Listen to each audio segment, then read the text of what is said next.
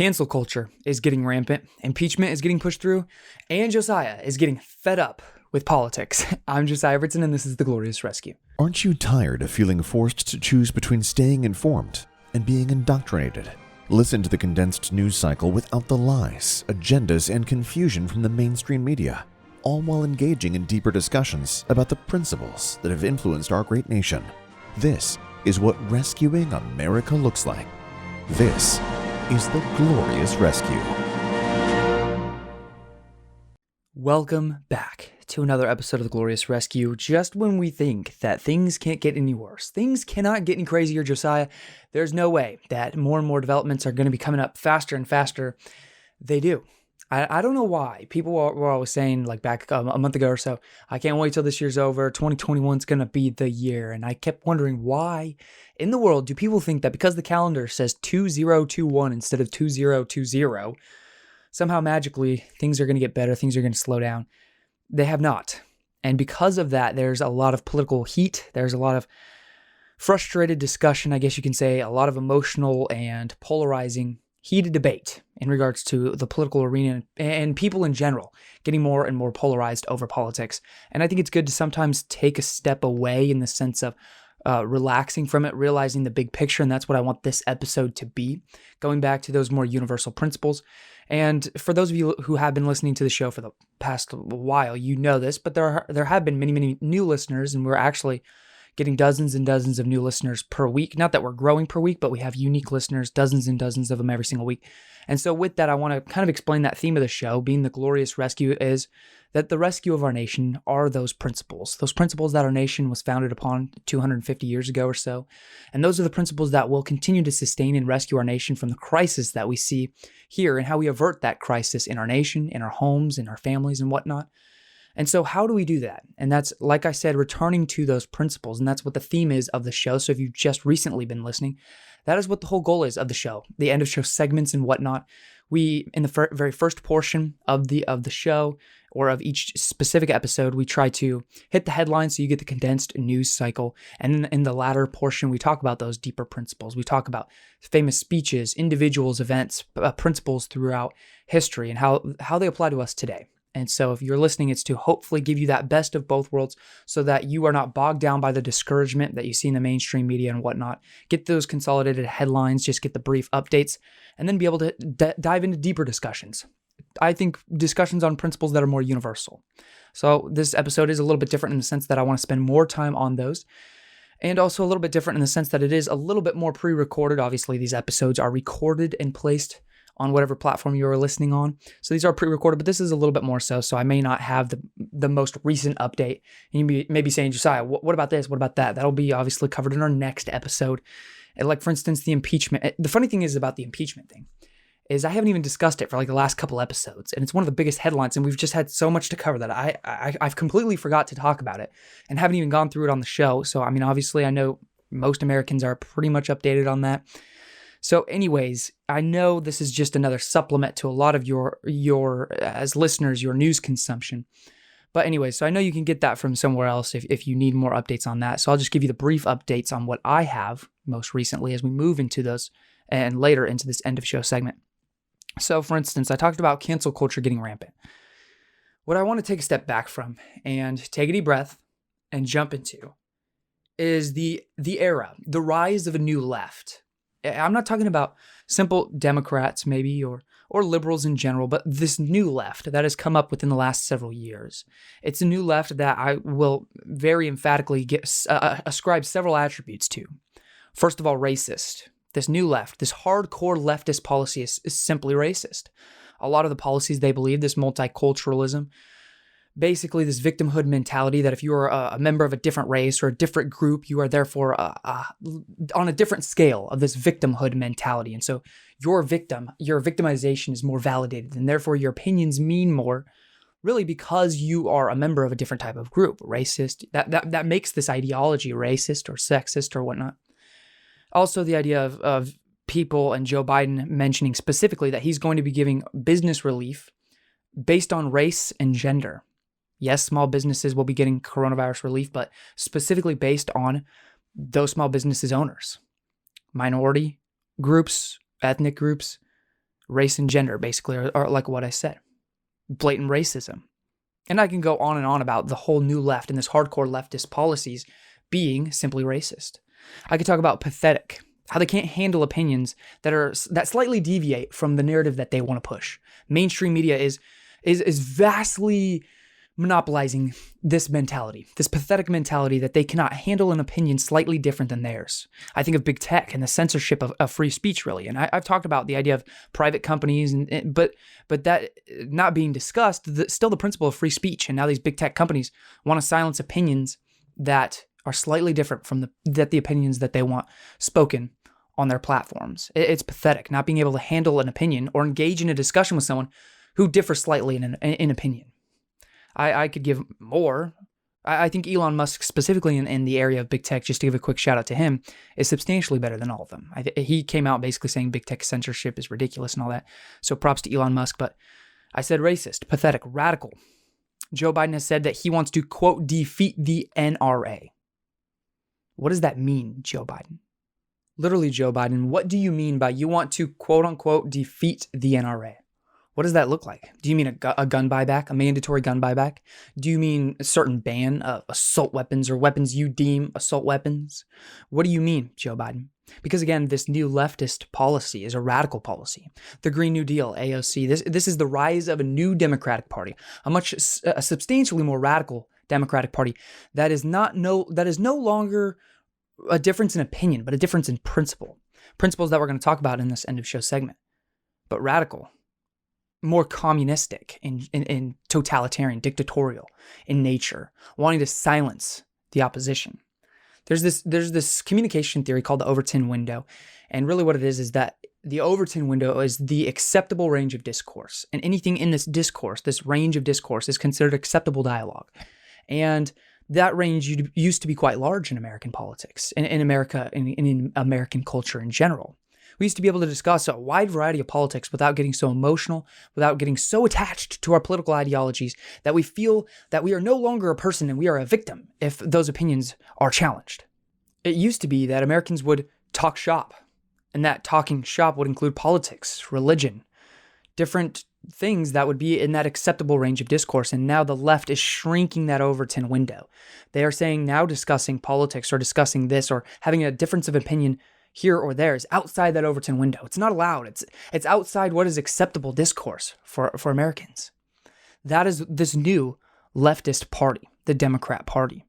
I could go on and on, but again, I do want to get into those deeper principles, and we will so in the end of show segment about why it is so important for us to protect those principles, why it is so important to talk about those principles, why it is so important to protect that Overton window so that we can continue to engage in dialogue.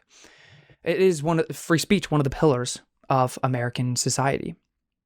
Now, what I want to discuss briefly is just the idea of impeachment, because I haven't talked about it in the last couple episodes. And by the time you listen to this, probably it will already be outdated. So the brief update that I do have is that the House did move to impeach Donald Trump, and it is going to the Senate. Do I believe the Senate will? No. I believe Mitch McConnell said he was going to support impeachment, or basically being put on trial. Obviously, you're impeached in the House and then put on trial, basically, in the Senate. Do I think Mitch McConnell would go against Donald Trump? He did say so at first. I believe he also made a statement just like within a day later, retracting that, basically saying that it's not going to happen. So I don't think it's going to happen. Donald Trump is now the first president to be impeached twice. We have Johnson being impeached, Bill Clinton being impeached, but Donald Trump, first one impeached twice. So props to Donald Trump. Not the type of history I think he was wanting to make. I don't agree with it. I mentioned, obviously, my stance on all of those riots and the violence back 2 episodes ago, if you want to reference it. So I don't agree with it. I believe it was wrong, but I don't think it's also, I also think it's wrong to ascribe that violence on the tab of Donald Trump. I do not think he incited that violence. I don't really agree with the language that he used. I believe, having months and months of tailoring this dialogue to his base of the election being stolen from them and Congress or elected officials not caring about the voice of the American people and then walking them to the steps of the Capitol was not good. But again, I do not believe he incited the violence directly. Now, I'm getting tired of politics. It's getting very frustrating. It's getting very wild. It's getting very loud and obnoxious. And obviously here on The Glorious Rescue, we're trying to tone that down, give you those brief consolidated headlines so that you can stay an informed patriot, but not have to be discouraged by all of the discouraging news that's out there.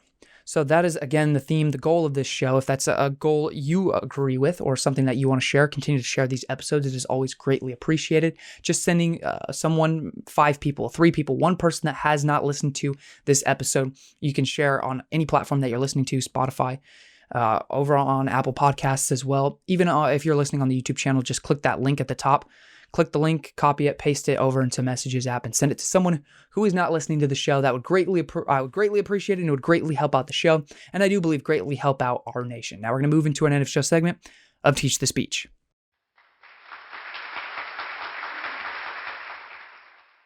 Welcome back to another segment of Teach the Speech. Now you may be wondering, or asking yourself, or asking me, Josiah, I thought we just had Teach the Speech last episode, and I thought you'd try to kind of switch these up a little bit, and I do. I do try to. And yes, we did have Teach the Speech in our last episode, but I wanted to go through this one for a very specific reason. It is extraordinarily specific, extraordinarily applicable to what we see in our day-to-day. In fact, if you go back and listen to the last episode, if you haven't, I highly recommend you do so. At the end of this video, there will be a little window for you to head back over to that last episode, where we talked about Ronald Reagan's first inaugural address. And I genuinely believe that Ronald Reagan, formulated his first inaugural address after Thomas Jefferson's first inaugural address. You will listen to it here. You will hear the themes of it, the goals of Jefferson's administration, and you will find it strikingly similar to what Ronald Reagan said a couple hundred years later. Again, this happened in 1801. Reagan was in the 1980s, so almost 200 years prior to Ronald Reagan's speech was this speech by Thomas Jefferson. A speech very fitting for today. A speech I think that is going to be in stark contrast to the modern Democrat Party, that leftist ideology that we just recently talked about. And I think also in stark contrast to what Joe Biden's message is going to be. It's going to be fake unity. America united under what, Joe Biden? United under a leftist, a radical communist agenda? Is that what you want us united under? Anyways, less on that and more on this because I do believe it is very fitting and very important. It is also a little bit long, a little bit lengthier, and you will notice that his language is very, very hard to read, hard to understand, so we're going to be breaking it down as we go through the speech. I'm going to be explaining it, making notes here and there, and pointing out certain things, and also be paraphrasing in some areas and skipping some parts, so just bear with me if you have the speech memorized, which props to you if you do. You will note that I'm skipping certain segments, so just, side note there. Thomas Jefferson starts with a very long first sentence, but I will paraphrase, basically talking about undertaking the duties. It was a sense of duty and how he's grateful for it, but how he does believe it is above his talents and above his skill level and above what he thinks his powers, and he believes his powers are weak and that he's incapable, but that he is grateful and inspired to have the opportunity, and he feels that sense of duty. And you say, Josiah, that was long, yes, but it was substantially shorter than the sentence itself. What you will notice as we read this also is that his language, like I said, is more complicated already, but it's going to be in stark contrast to like Washington and James Madison. We've read one of Washington's speeches. Yes, all still have that loftier language, but Jefferson specifically, very complicated writer, very hard sometimes to understand. He continues on. When I contemplate these transcendent objects of like industry and hard work and labor and things like that, and see the honor, the happiness, and the hopes of this beloved country committed to the issue and the auspices of this day, I shrink from the contemplation and humble myself before the magnitude of the undertaking. Again, the sense of duty, not pride, not a sense of power and trying to get to the top and be the president of the largest and freest nation, but to humble himself to the duty. Again, stark contrast to many of the leaders that we see in our day-to-day. Another thing I find interesting as he continues is he talks about people disagreeing on either ends of the quote-unquote aisle, disagreeing politically, but still how he's going to seek their counsel and their wisdom on some certain issues that, even though they disagree, he's going to be asking for their counsel. He says, I look with encouragement for that guidance and support, which may enable us to steer with safety the vessel in which we are all embarked amidst the conflicting elements of a troubled world. I don't know if there's a much better way to describe this world other than troubled and conflicting elements, but he talks about how to navigate those through discussion, which is why this censorship of free speech is so detrimental, because we need that discussion to steer through this troubled world. I love what he says later after talking about the democratic election taking place in the processes. He's basically saying, announce according to the rules of the Constitution, all will, of course, arrange themselves under the will of the law and unite in common efforts for the common good. Republicans and Democrats don't agree and don't come together for the common good on absolutely anything other than spending more of our money. When it comes to spending more of our money, we talked about that defense bill a few episodes ago. That's one of the very few items that elected officials can agree on is spending more of our money. They can't agree on anything else that would be actually good for our nation and for our people, but they can agree on that. And he's talking about how after an election and after heated conflict, there are times where we must build the bridges, keep the bridges, and engage in that discussion of compromise to do what is best for our nation. All too will bear in mind this sacred principle, that though the will of the majority is in all cases to prevail, that will to be rightful must be reasonable, that the minority possess their equal rights, which equal law must protect, and to violate would be oppression. Very important, the rule of law, not the rule of the mob or the rule of the majority. Let us then, fellow citizens, unite with one heart and one mind. Let us restore to social intercourse that harmony and affection, without which liberty and even life itself are but dreary things. Life going on as dreary because, all of this conflict. And let us reflect that, having banished from our land that religious intolerance under which mankind so long bled and suffered, we have yet gained little if we countenance a political intolerance as despotic as wicked, and capable of as bitter and bloody persecutions. This is huge. It's so frustrating to look at our day-to-day. Look at the big tech censorship, or even in general, politics in general and our elected officials, the intolerance, specifically the religious intolerance that they have. And Thomas Jefferson is saying that if we allow that political intolerance to inculcate our culture and our politics and our dialogue and our discussion, our culture, if we allow that intolerance to do so, to, like I said, influence our culture so much, then we have become those same tyrants that we fought against. Those same tyrants that we fought against because of that intolerance. Nevertheless, I will continue later on. But every difference of opinion is not a difference of principle. We have called by different names brethren of the same principle. We are all Republicans. We are all Federalists. Yeah, unfortunately, that can't really be said as far as today. Back then, when you disagreed, a lot of it was disagreeing on a certain, like he says, opinions, having a difference of opinion, but not a difference of principle. They agreed on those principles, the principles of self-government, of Republican forms of government. Now, our nation is much more politically divided. The sides are completely and very starkly in contrast. What do I mean? I talked about this new left arising that is in stark contrast to the, like you could say, the quote-unquote Democratic Party hundreds of years ago. It's drastically different because now our disagreements are disagreements of principle and not just opinion. Nevertheless, he says, if there be any among us who would wish to dissolve this union or to change its Republican form, let them stand undisturbed as monuments of the safety with which error of opinion may be tolerated where reason is left free to combat it.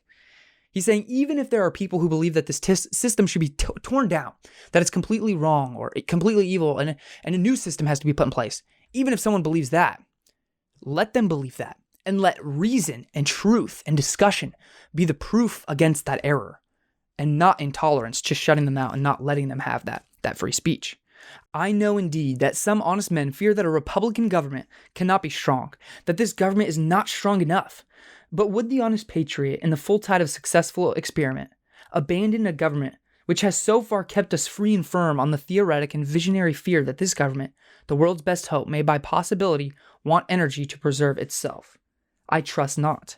I believe this, on the contrary, the strongest government on earth. I believe it is the only one where every man at the call of the law would fly to the standard of the law and would meet invasions of the public order as his own personal concern.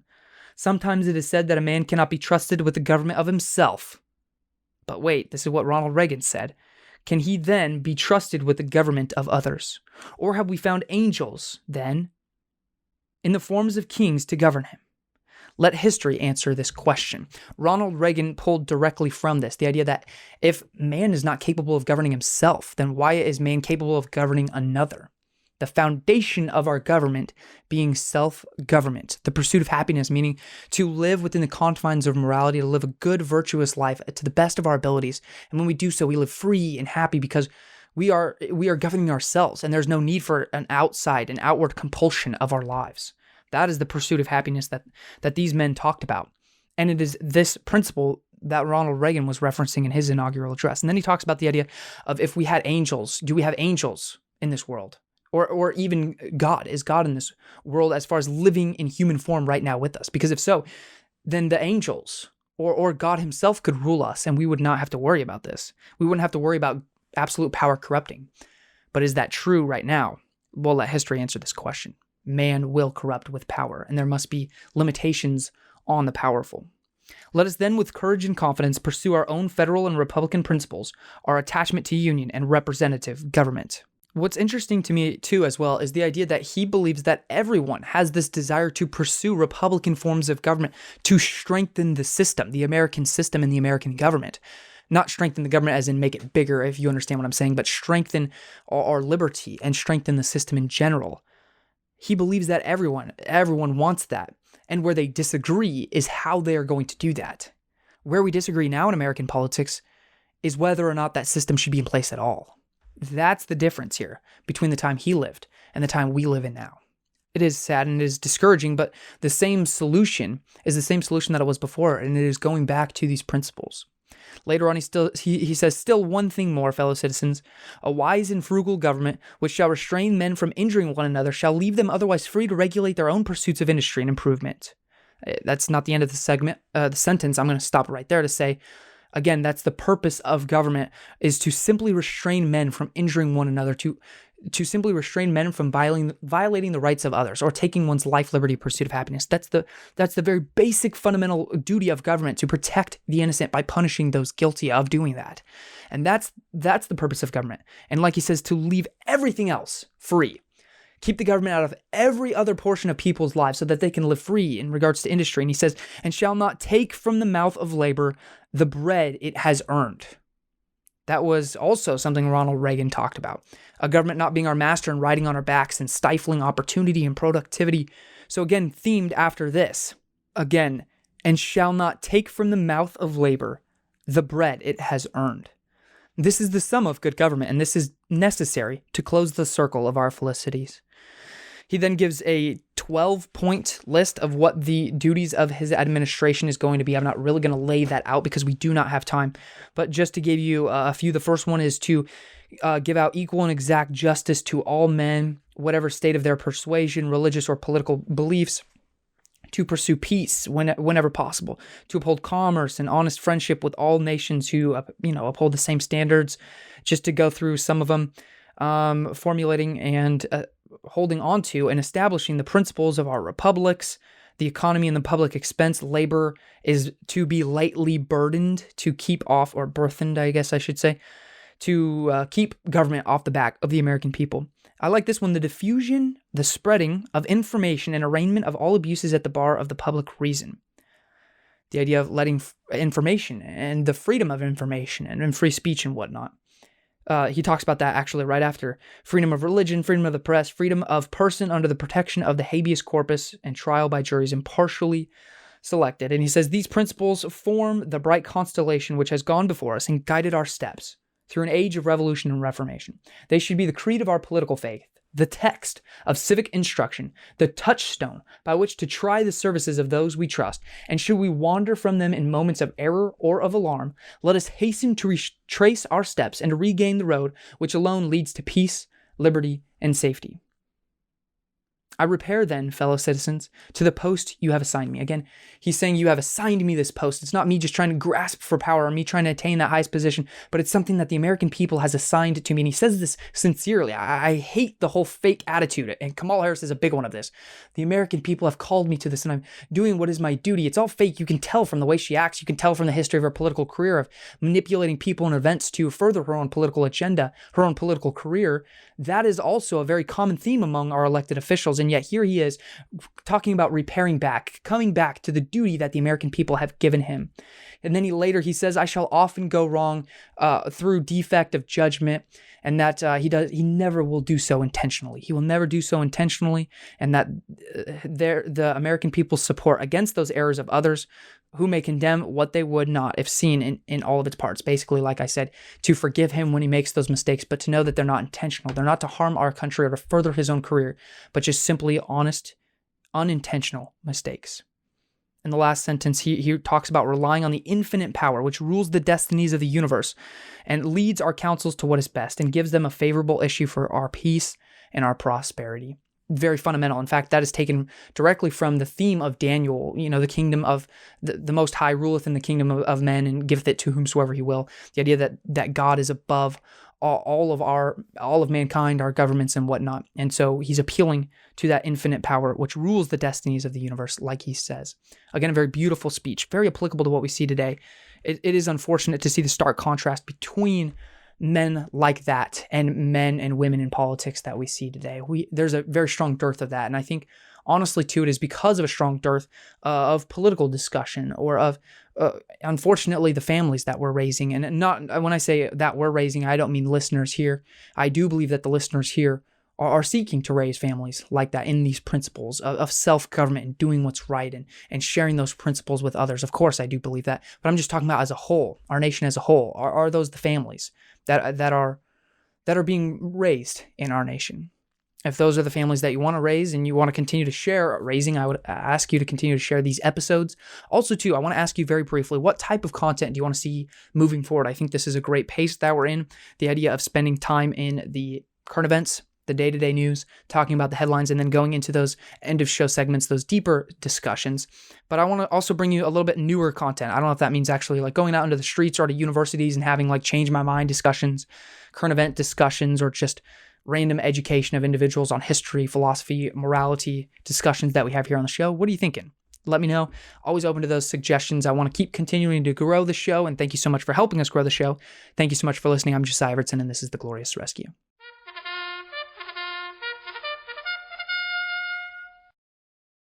Really quickly, I don't know if you can hear right now, but there's an airplane going overhead.